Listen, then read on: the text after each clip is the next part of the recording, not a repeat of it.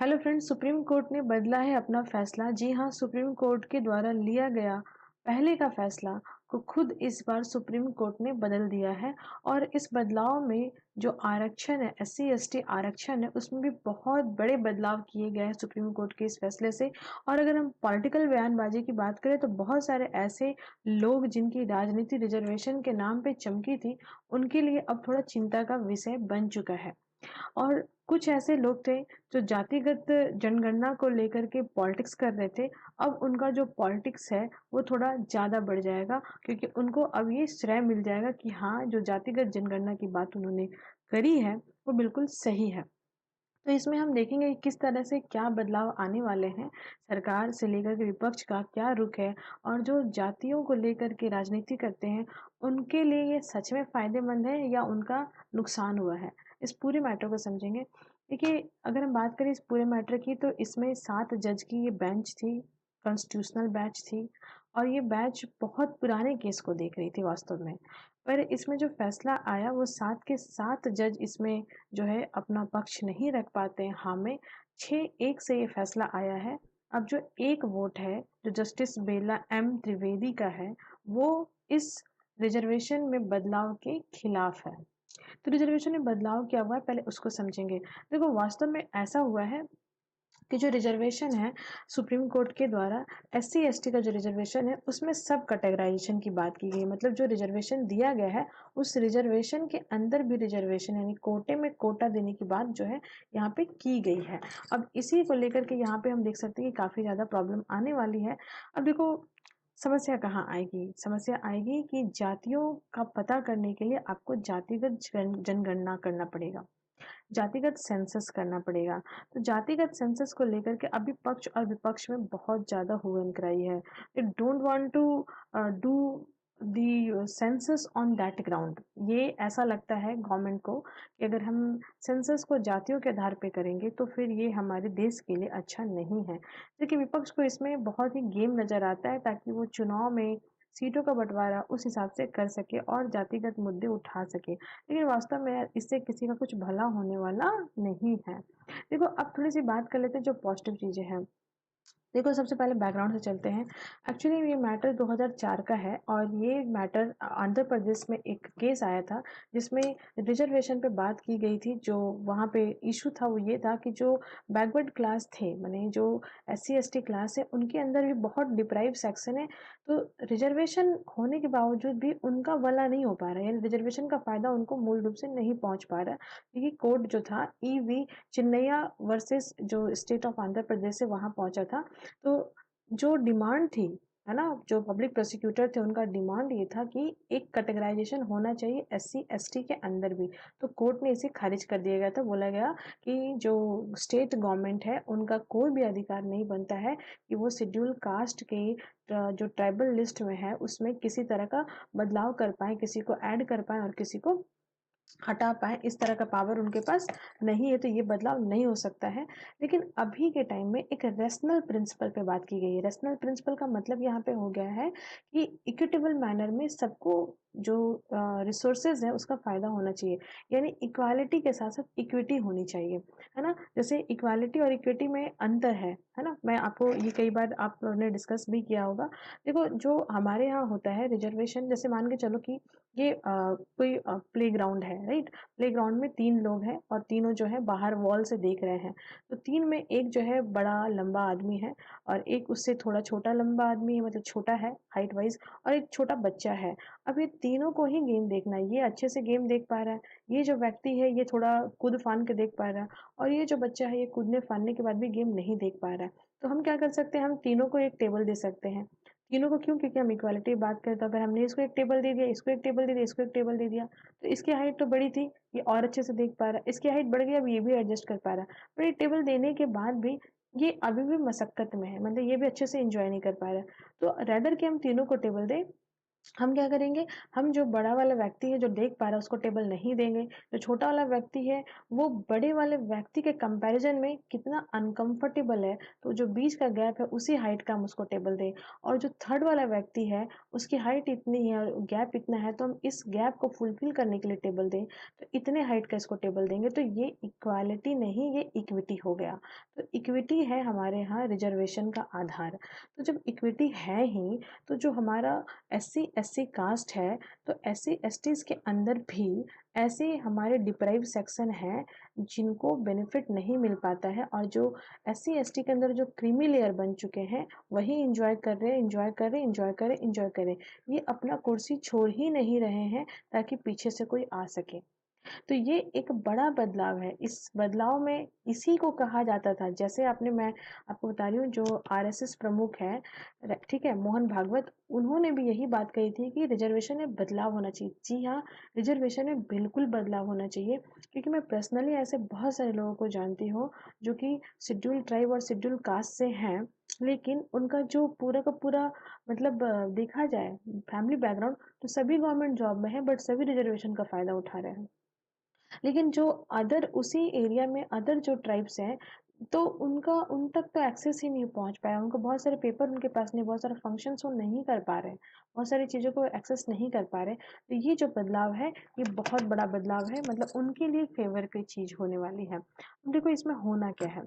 इसमें होना ये है कि जो 7 जज जज की बेंच है, वो इससे पहले देखो, ये जो मामला था ना आंध्र प्रदेश का जो जजमेंट आया था उसमें सब डिवीजन को कैंसिल कर दिया गया था। पंजाब में भी जो धार्मिक सिख करके मजहबी सिख करके एक आया था मैटर, जिसमें उनको रिजर्वेशन चाहिए था, क्योंकि वो जो है मतलब माइनॉरिटी तो है, सिख माइनॉरिटी में आते हैं, उनके अंदर भी वो छोटी कास्ट के आ रहे थे, और उनका जो मतलब डेवलपमेंट है वो उतना अच्छा नहीं हो पाया था, तो उसको ठीक करने के लिए ये मैटर वहाँ पहुँचा था। तो पंजाब की जो कोर्ट है, ठीक है, उन्होंने इस मैटर को भी नल एंड वॉइड कर दिया था, और इसका जो एसेंस लिया था उन्होंने आंध्र प्रदेश कोर्ट का वर्डिक्ट को ही लिया था। ये मैटर भी पहुँचा था सुप्रीम कोर्ट में। जब सुप्रीम कोर्ट में पहुँचा तो पहले 5 जज की बेंच ने इसे आंध्र प्रदेश जज और जो मतलब पंजाब का जो कोर्ट था उसके आधार पे इसे वैलिड बताया, और वैलिड बताने के बाद जो है ये मैटर ठीक हो गया, मतलब शांत हो गया।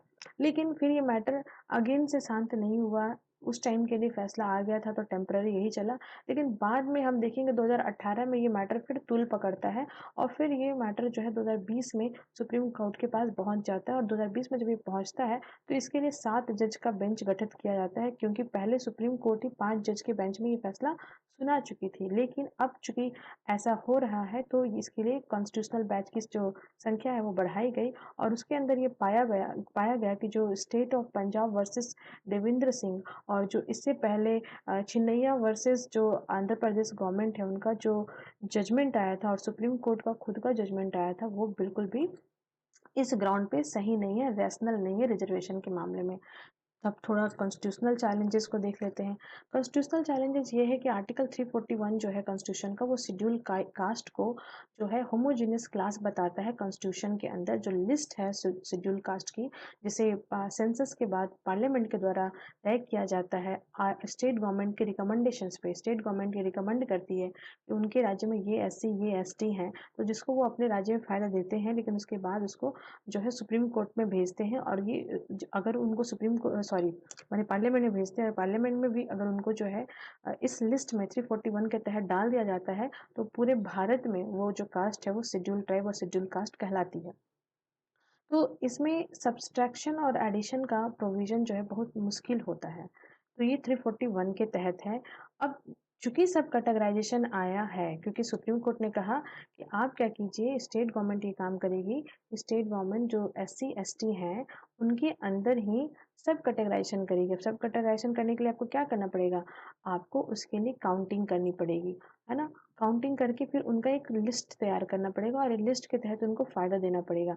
लेकिन अब ये लिस्ट तैयार कैसे कर सकते हैं, सब कैटेगराइजेशन कैसे कर सकते हैं? 341 तो ऐसा करने से मना करता है। तो इसके लिए फिर 342 का प्रोविजन आता है, आर्टिकल 14 का ये प्रोविजन आता है कि 342 जो है वो कहता है कि वायलेशन नहीं हो सकता है, जो भी हमारे शेड्यूल ट्राइब्स हैं या शेड्यूल कास्ट है उनका वायलेशन नहीं हो सकता, उनके राइट का वायलेशन नहीं हो सकता है। तो एक का तो हो रहा है ना, जो डिप्राइव है उनका तो हो रहा है ना? और दूसरा एक आर्टिकल 14 क्या कहता है, सब बराबर। तो सब बराबर में ऊपर वाले जो लेयर के लोग हैं उनको तो फ़ायदा मिल जा रहा है, जो अदर हैं उनको तो बराबरी नहीं मिल पा रही है ना। तो इसलिए इस आर्टिकल का सहारा लेते हुए ऐसा कर सकते हैं। अब सवाल है कि स्टेट गवर्नमेंट जो काउंटिंग करेगी वो किस आधार पे करेगी, कि वो भी एक चैलेंजेस होगा, क्योंकि ये काम तो पार्लियामेंट कर सकती है, स्टेट गवर्नमेंट कैसे कर सकती है। तो स्टेट गवर्नमेंट के लिए फंडामेंटल राइट्स आर्टिकल 15 आर्टिकल 16 का सहारा दिया गया है, और इसके आधार पे वो सोशली और बैकवर्ड क्लास के जो भी लोग हैं उनको आइडेंटिफाई कर सकती है और उनको फाइनेंशियली असिस्टेंस प्रोवाइड कर सकती है। यानी वेलफेयर के नाम पे फंडामेंटल आर्टिकल 15 आर्टिकल 16 को आधार बनाते हुए आर्टिकल 341 सबसेक्शन 2 और आर्टिकल 14 का आधार बनाते हुए ऐसा किया जा सकता है। बट एक चीज है जो याद रखनी होगी, ये कैटेगराइजेशन एससी और एसटी जो डिफाइन है 341 के तहत उसी में होना है। यानी आज के डेट में जो एससी हैं और जो एसटी हैं उन्हीं में सब कैटेगराइजेशन होना है। ऐसा नहीं कि कोई कास्ट जो ओबीसी में है आप उसको बोल देंगे अच्छा आज से तुम भी जो है एससी एसटी का सब कैटेगराइजेशन में, ऐसा नहीं है। ये रिजर्वेशन एससी और एसटी के अंदर जो कास्ट पहले से अवेलेबल है उन्हीं का सब कैटेगराइजेशन करना है, ठीक है।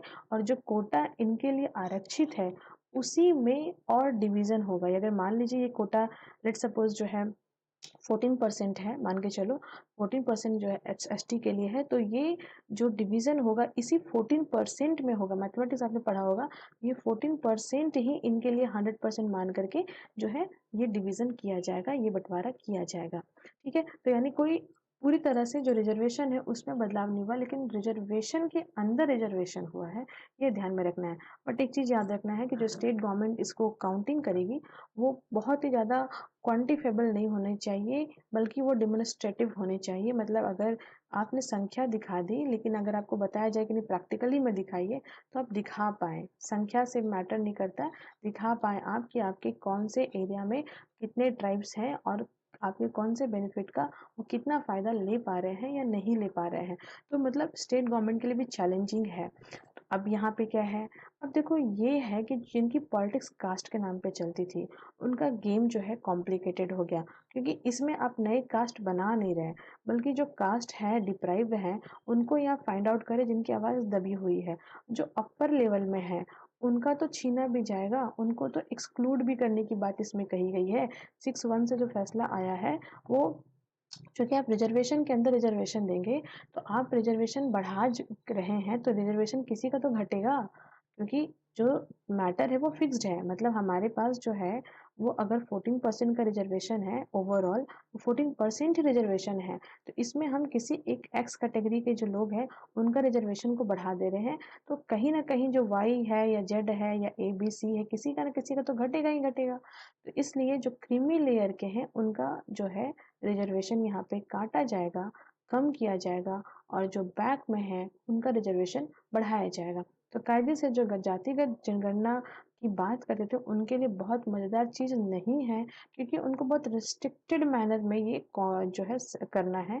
और ये पूरा का पूरा जो मैटर है वो फिर अगर हम बात करें तो करंट सिनेरियो में जो प्रेजेंट गवर्नमेंट है जिनका ये मानना था कि रिजर्वेशन में बदलाव होना चाहिए, रिजर्वेशन बदलना नहीं चाहिए बट रिजर्वेशन में बदलाव चाहिए, तो ये कहीं ना कहीं सही होता दिखाई दे रहा है, क्योंकि वास्तव में यही डिमांड है। इसीलिए कुछ ऐसे हमारे देश के जो जातियों के आधार पे या रिजर्वेशन एससी एसटी रिजर्वेशन के आधार पे बातें करते थे उनकी पॉलिटिक्स जो है वो बिल्कुल डाउन हो जाएगी। और सच में बता रही हूँ कि अगर ये डेटा निकल के सामने आएगा तो आप देखोगे कि रिजर्वेशन का फ़ायदा सिर्फ मुट्ठी भर लोगों को ही हुआ है, और जो मैक्सिमम लोग हैं वो आज भी पता ही नहीं उनके लिए क्या चीज़ है। इंजीनियरिंग कॉलेज में उनकी सीटें बिक रही हैं, मेडिकल कॉलेज में उनकी सीटें बिक रही हैं, बहुत सारे बेनिफिट का उनको लाभ नहीं हो रहा है, जो चीज़ उनके लिए है वो उन तक पहुँच नहीं रहा है, रास्ते में बिचौलिए पड़े हुए।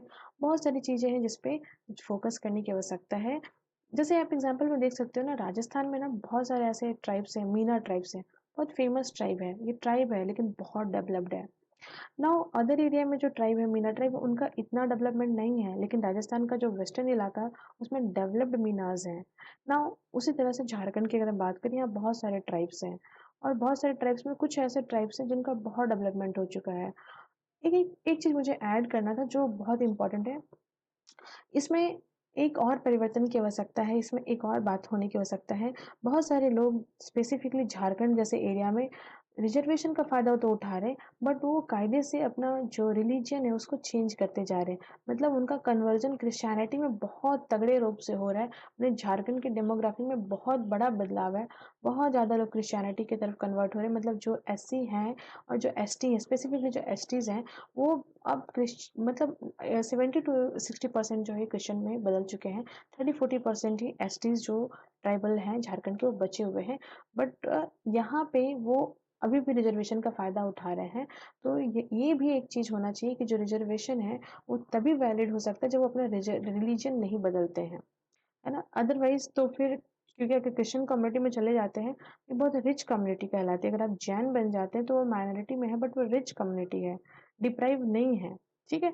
तो बहुत सारी चीज़ें हैं जो फ़ोकस करने की आवश्यकता है। रिजर्वेशन में बदलाव ये कहीं न कहीं एक तरह से उन सभी लोगों के लिए फ़ायदेमंद है जिनको अभी तक कोई फ़ायदा नहीं मिला था। तो आपको क्या करना है? Do like, share and comment. Thank you. Thanks for watching.